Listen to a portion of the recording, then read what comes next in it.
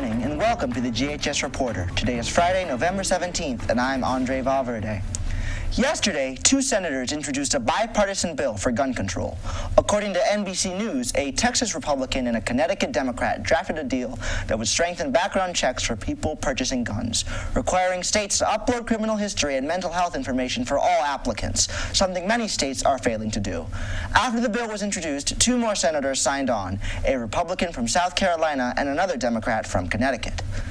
EMC is an independent project that you can undertake for a full year. From building telescopes to developing bus tracking apps to studying human physiology, the range of topics is limited only by your imagination and your interests. And sometimes those interests take you beyond the walls of GHS. Here's more about Fabronia Mansour in our latest edition of The Secret Lives of Students.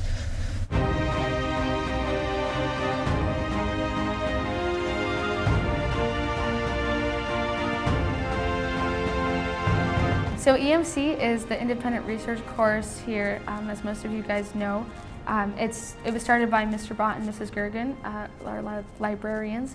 And basically, anybody who does EMC can study whatever they want. We've got SDAs that are like kind of progress checks, and moving forward throughout our projects, we can kind of take a snapshot of where we've been, what we're doing now, and where we're going afterwards. But mostly it's self-driven, and it teaches you how to direct your own learning and how to take ownership of anything that you want to learn. So I am an intern in the lab of someone named Dr. Norman, and basically what we do is we study C. elegans. C. elegans are really small worms, and we can study different things in them because they're transparent. So what I'm studying is the nervous system of the C. elegans, and they have exactly 302 neurons, so that's like way more helpful than, trying to study a brain which has billions and billions of neurons. Our biology is hard to kind of understand because we can't always, just open up someone's brain and be able to study it while someone's alive, because can't be exposed to the air. But so C. elegans are like, because they have a really similar genome and they have like similar characteristics in terms of like the fundamentals of the nervous system and also the digestive tract of humans, they allow us to observe relatively the same function without having the complications of trying to study it on a human scale. It's like a smaller scale. So if we're trying to understand something really complex, we have to first break it down, and that's C. elegans are kind of like the first step to that. They're microscopic worms, but their fundamental functions of the body systems are still present in there, so we can use that to study things that tell us more about the human body. So last year I was also studying the brain in my EMC project, so I kind of contacted 25 different professors, and I was like, would you like to be interviewed? Could you help me out? And he was one of the people who responded yes, and I ended up doing a couple interviews with him, and then at the end of the year I was kind of like, do you have space in your lab for a high school student to volunteer? And he was like, yeah, totally. So that's kind of how I got that internship. So I started over the summer, and I'm continuing it through this year.